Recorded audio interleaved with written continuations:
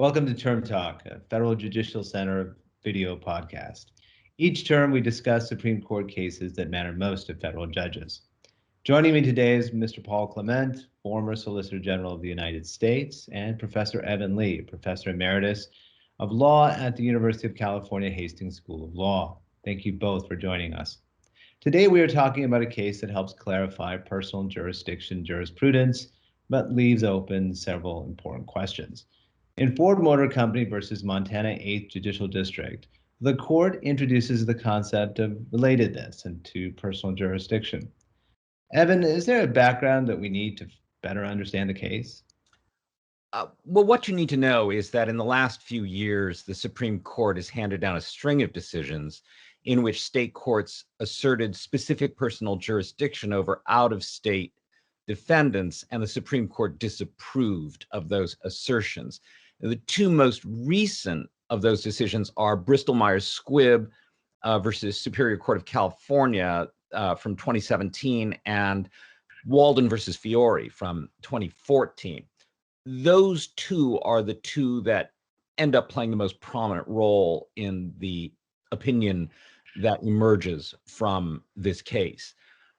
Ford was clearly hoping to leverage those precedents, those discrete precedents, into a single bright line rule whose consequences for many corporate defendants would have been predictable and favorable. So what is this case about? It's actually two separate cases: Ford Motor Company versus Montana 8th Judicial District and Ford Motor Company versus Bandemer, which is out of Minnesota. In the Montana case, Markiah Gullett purchased a used 1996 Ford Explorer. There was a tire malfunction, caused the vehicle to spin out of control, ended up in a ditch, upside down, killing Gullett. In Bandemer, the Minnesota case, Adam Bandemer was a passenger in a 1994 Crown Victoria. The vehicle rear-ended a snowplow and also ended up in a ditch. And Bandemer's airbag failed to deploy, leaving him with significant brain damage. The plaintiffs filed products liability actions against Ford Motor Company in the states where they were residents, Montana and Minnesota, and where the accidents occurred, Montana and Minnesota. In both cases, the state courts exercised jurisdiction over Ford, and Ford appealed, claiming an absence of either general or specific personal jurisdiction. Now, just for a little more background, general jurisdiction exists when a defendant's contacts with the forum state are so pervasive that it can be said that that defendant is, quote unquote, essentially at home in that state.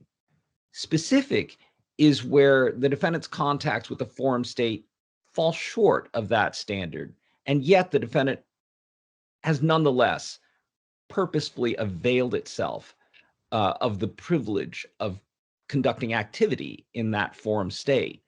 And additionally, there's a sufficient relationship between those contacts and the plaintiff's injury. Now, here, in both of these cases, there clearly was not general jurisdiction because Ford wasn't incorporated in either Montana or Minnesota. Neither of those states was its principal place of business. You couldn't say that it was, quote unquote, essentially at home in either of those states.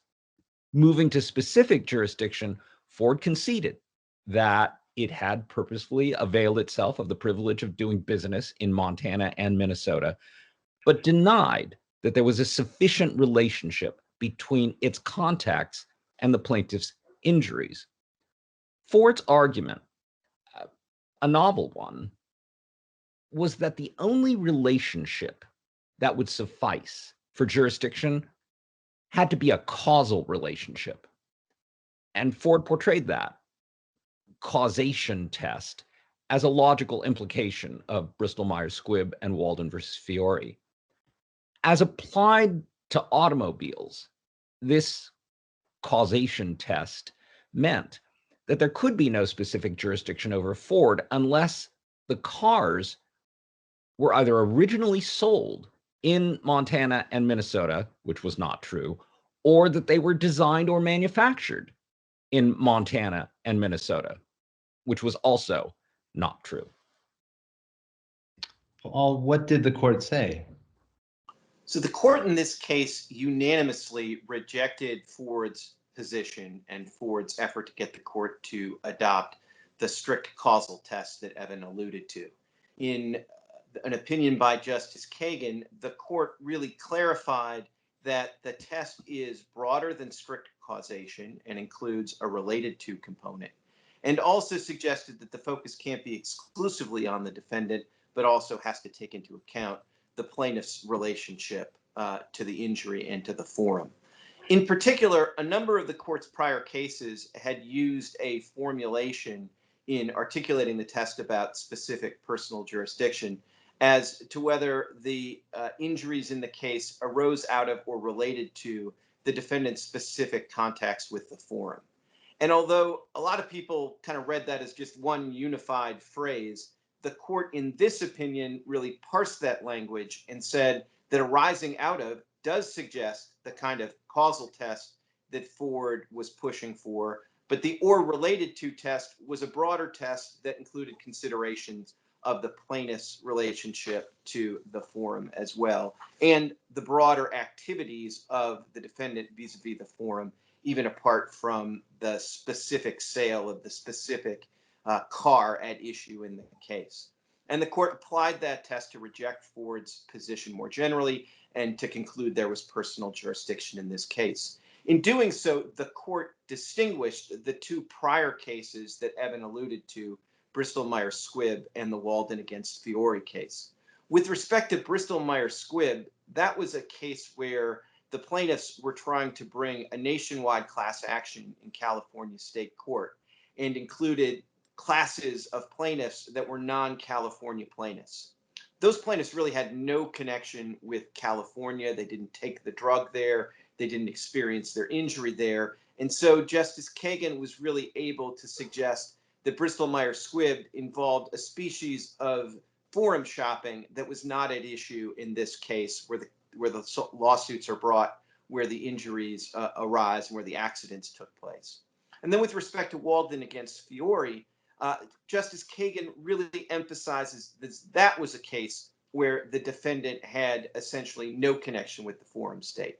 All of the action in that case took place at an airport in Georgia. When the plaintiffs got back home to Nevada, they brought the suit in Nevada, but the defendant had really done nothing to avail itself of the Nevada forum. And so, having distinguished those cases, the court then concluded that in the context of this case, where Ford had done so much to not just avail itself of Minnesota and Montana generally, but to provide servicing in those states, to provide used car services in those states, that this was a relatively straightforward case where Ford could be sued in Montana and Minnesota for accidents that arose in those states. Evan, what do the concurrences tell us? Justice Alito objected to the introduction of an undefined concept of quote unquote relatedness. He thought that that could be a very mischievous phrase. And he said, why don't we just rest on, International Shoe from 1945, where the court talked about existing concepts of fair play and substantial justice. He said, that's enough to resolve this particular case. Justice Gorsuch, joined by Justice Thomas, issued what might be called a bit more Delphic opinion. He signaled a need to create a new jurisprudence to match changes in modern American history, the modern American economy, even if just to incorporate new meaning into old principles. But he stopped short of offering any specific solutions. Paul, what are the takeaways in this case? Well, I think one important takeaway is that the focus going forward has to be not just on the defendant, but on the plaintiff. And you can really contrast a case where, like Bristol-Myers Squibb, where the plaintiff really doesn't have any particular relationship to the forum, And so it does sort of feel like forum shopping's going on.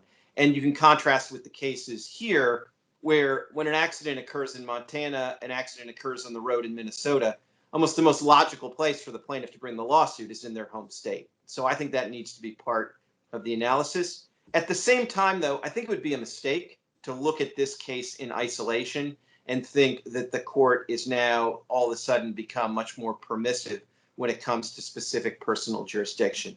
I think the better course is to read this case in conjunction with Bristol-Myers Squibb and Walden and other recent cases that have ruled in favor of the defendants on issues of specific personal jurisdiction, and maybe understand this is a case where Ford was trying to get the pendulum to swing even further in the direction of being pro-defendant. And the court said, essentially, no, we're not going to go that far. But I don't think they were swinging the pendulum back in the other direction either. And I think you can understand Justice Alito's concurrence to be directed at litigants and the courts to really cause them to not think this decision is itself a watershed decision that should be read in isolation.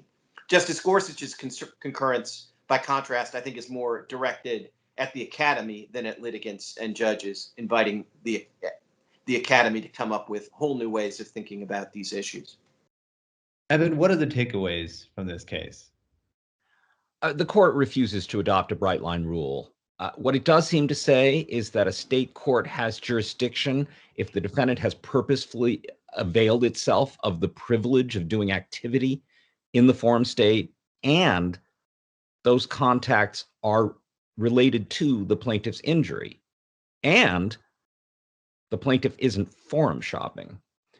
Now, I'm not sure that quote unquote related to, or the notion of what constitutes forum shopping on any given set of facts, not sure that those are really definite standards for lower courts to apply. So we might expect cert to be granted in another specific jurisdiction case in the next few terms.